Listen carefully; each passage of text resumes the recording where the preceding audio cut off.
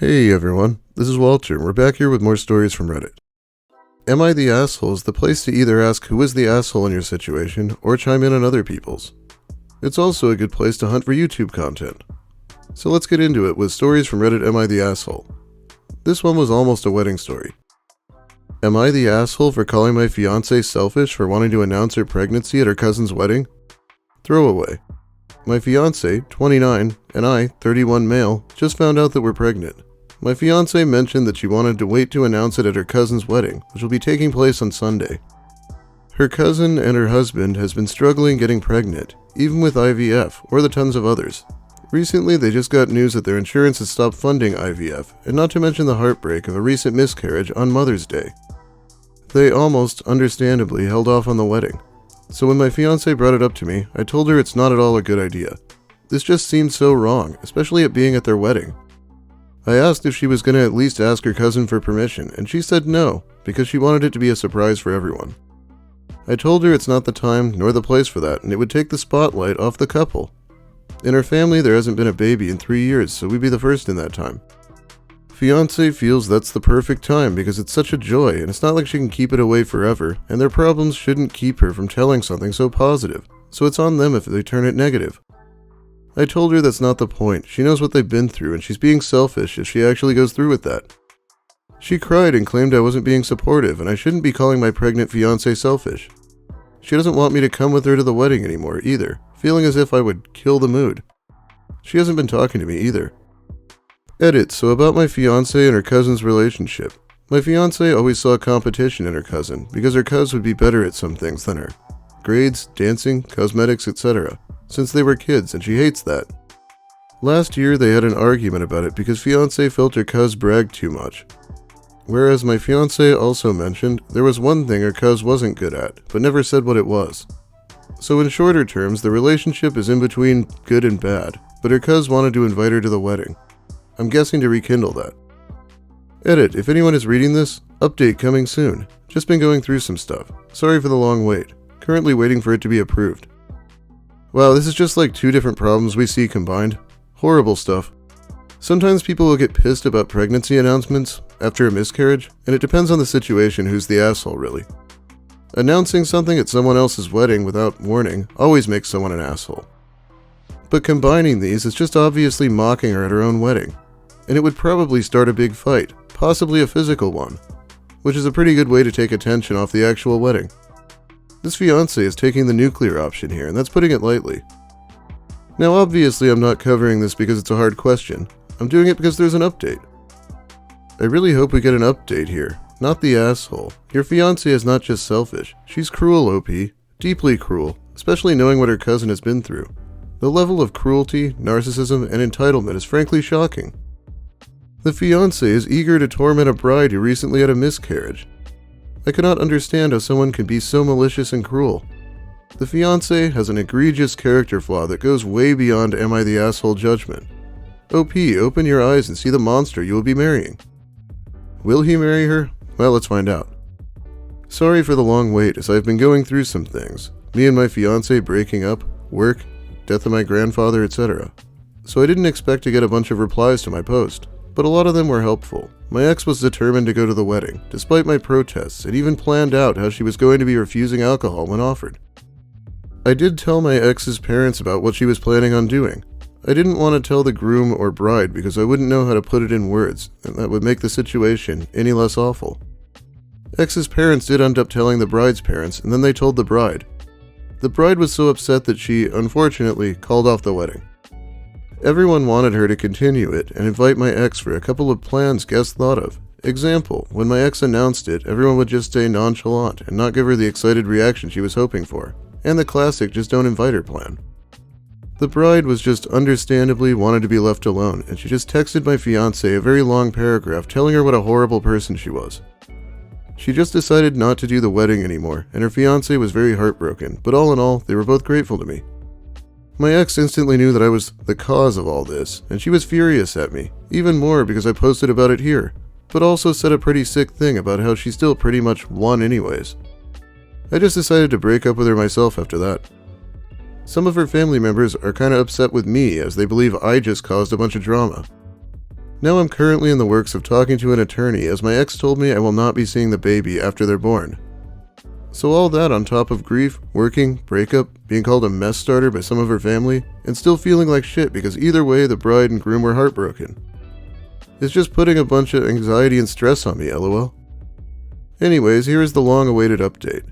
Any questions, I'll answer. Edit. So they were pretty much already contemplating on canceling the wedding. Family members did stress her out over her miscarriage and canceling. Her fiancé's family were excessive about she couldn't carry a baby to full term like a real woman. Not to mention her own family went around spreading her miscarriage like wildfire, which is how my ex and I found out. They told it to coworkers even. It's not the first time my ex has also interrupted her cousin's big events. Example, when turning 17, my ex cake smashed her, which wasn't fun for her cousin.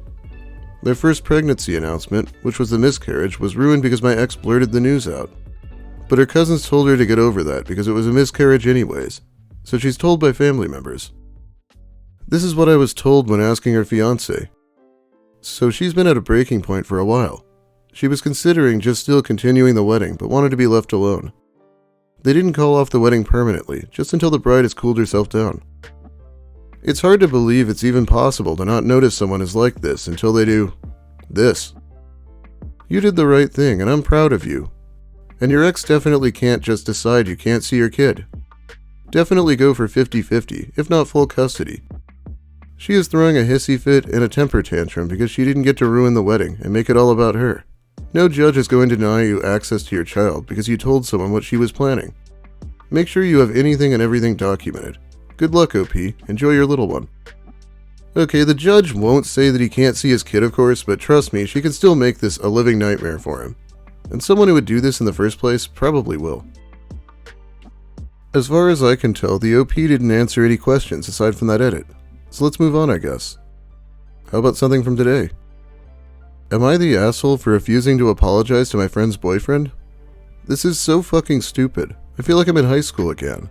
I, 34 female, have a friend named Summer, also 34 female, who's a free spirit.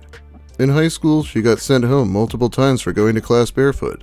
She dropped out of college and hitchhiked to Mexico one summer, didn't tell anyone where she was going. She forgets to pay her phone bill, so she's occasionally unreachable. I know that sounds like a lot, and it'll sound like even more by the end of this, but we've been friends since we were 10.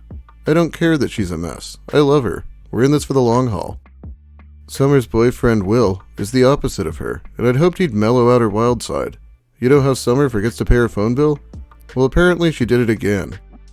I found out when Will called me Friday morning while I was at work. He said he was having trouble locating Summer. I said, "Yep, that's Summer for you. If you get a hold of her, please tell her to call me. Best of luck." Then I hung up, thinking nothing of it. Will rang me again and demanded to know where Summer is. I truthfully said that I have no idea, but I'll call her parents for him and see if they know. I went to do exactly that, but Will called me again before I could. I answered, and it was the same question but angrier. Where the fuck is my girlfriend? I'll spare you the suspense. This went on for quite some time. Absolutely no clue why Will was convinced I know where Summer is, but I told him exactly when/where I last saw her and that she disappears like this routinely, which he damn well knows. They've been together for a year. I used the plainest language possible, but Will just wouldn't relent. He called me about 50 times. I put it on silent at first, but by the 51st time, I'd had enough. I answered and said, "Bro, stop blowing up my phone. I don't know where Summer is, and I'll block you if I have to. You're going to get me fired." Then I turned my phone off. Today, Summer called me. I was expecting some form of explanation, but she opened with, "I'm handing the phone to Will. He wants an apology." I stopped her and said, "Apology for what?" She said, "For saying that he blew up your phone." To which I replied, "He did blow up my phone, and I was at work, too." Maybe I shouldn't have threatened to block, but he didn't get the point the first 50 times I said it calmly. Summer said just apologize because he's really pissed, and here's where I'm probably the asshole. No. No to all of fucking that. I'm not apologizing because her milquetoast boyfriend, who is basically the human equivalent of a dry ham sandwich, is on some ego trip. I said that but nicer, and she hung up on me. Now I'm thinking maybe I should have sucked it up rather than jeopardize 2 decades of friendship. Am I the asshole? No. I would have threatened to go over there and shove his phone up his fucking ass after the 3rd call. This is called having the patience of a saint in my eyes. Let me guess, he wouldn't have talked to a man like that in the first place though, huh? Yeah, I don't have a lot of faith or patience in people. About 8 years ago, when my hubby and I were sitting in family court, waiting to get papers for the restraining order we wanted against his brother, there was a woman seeking a restraining order against an old boyfriend or ex-husband who was texting her several, maybe 50 times or more a day. She even went to the local police station to see what they can do, and I guess they recommended the restraining order. Someone who would call or text you several times in a row has issues. And what's more, if he escalates, could become very dangerous. If you live in the same area, I would be very careful. But in the meantime, see if you can check on her without the guy around. I would be very worried for her. No, you're not, but many are missing the points given. He's definitely unhinged. The 50 calls and the increasing anger show that. Summer calls OP for an apology, probably demanded by her boyfriend, and him passing the blame to the OP for the 50 phone calls, essentially. He's calling so frequently that she can't get a call out to Summer's parents? Maybe OP is the last friend Summer has due to boyfriend's manipulation. All things that need to be considered and asked Summer about.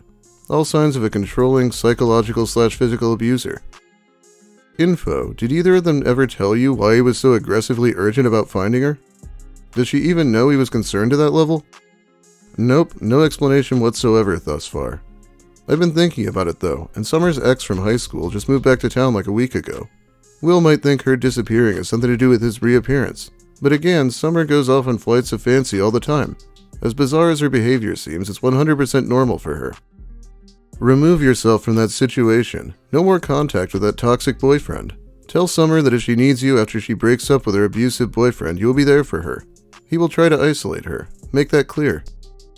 I actually did something like that once before. She had a boyfriend who threw a full water bottle at her head during an argument, and I was so freaked out, I said I wouldn't see her again if she stayed with him. She told me that abandoning her/giving ultimatums while she's in an abusive relationship isn't helpful, and she was right. She dumped his ass 6 months later, but it was a rough 6 months. I'll do better this time if Will is the ticking time bomb he appears to be. Yeah, I unfortunately don't have any good advice. I'd probably get on the phone and say, "I'm sorry you're such a pussy. There you go, apology." But that's not good advice. I think the story just annoyed me. Not the asshole, and I would give a backhanded apology, something like, "I'm sorry you're so insecure that you had to blow up my phone trying to locate your girlfriend." What kind of a man asks his girlfriend to get an apology for him? I would also change his contact name on your phone to Mr. Milktoast. Yeah, or maybe that. Should I find a food-related one to finish this video? Let's try. Am I the asshole for telling my niece and nephew that it's okay to eat frozen food? My half-sister Kim, 32 female, has 2 half-siblings. Me, 24 female, same dad, and Ben, 24 male, same mom. Ben and I are not related but went to school together, so we're sort of friends. Kim is married with 2 kids, twins, 7, male and female. I've been living in another city since 18, but I'm now back in town for a week to visit our dad. Kim and her husband were out of town and asked her mom to watch her kids. Ben called me 3 days into my visit, telling me that his mom has some work emergency and dropped the twins with him. He asked me to help him watch them while he made dinner, so I headed over. The twins were watching Ben microwave some TV dinners, and then fry up some dozen French fries, and then boil some frozen vegetables. The twins said their mom told them food should be made fresh, and they saw nothing fresh there and wondered if they could actually eat the food Ben made because their grandma also made food from scratch. I thought Ben put together quite a nutritious meal and told my niece and nephew frozen food is alternative for busy days and not necessarily bad. They actually ended up enjoying the food. Ben and I thought it was a success. Later, Kim called me and said she was not happy I told her kids it was okay to eat frozen food. She said she appreciated Ben and I feeding her kids in a pinch, but it was important to set a right understanding about nutrition. I asked Kim what she would have us do, and she suggested Ben and I should discuss the meal with Ben's mother, and then while Ben cooked I could have kept the kids elsewhere and only brought them the finished food. I thought it was ridiculous and would refuse to babysit in the future, but for this, am I the asshole? Good God, the sister is giving me an aneurysm. What is she on about? And what if she told the kids it was okay to eat at McDonald's? Nuclear explosion probably, right? Poor kids, never getting to eat anything frozen. Man, when I was a kid, we had the food pyramid, and it told you how many servings of things to eat, and we never really paid attention to it.